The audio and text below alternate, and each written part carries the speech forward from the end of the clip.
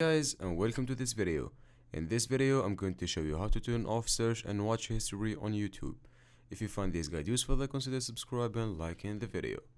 This is super useful to go and do. So to go and do this, we can go and change the settings. Go to the bottom right of the YouTube app.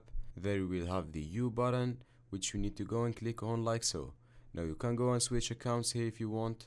I'm already at the right one. Go to the top right hand corner and click onto the gear icon. In the account section, you just need to click onto manage all history just like so. It will take a moment to load, so what you can do is go and delete your history by clicking on delete down here.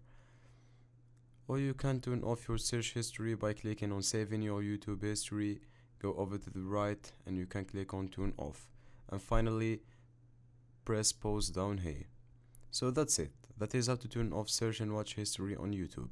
I really hope you found this video useful. If you could give us a like and subscribe, we would really appreciate it. Catch you guys in the next one.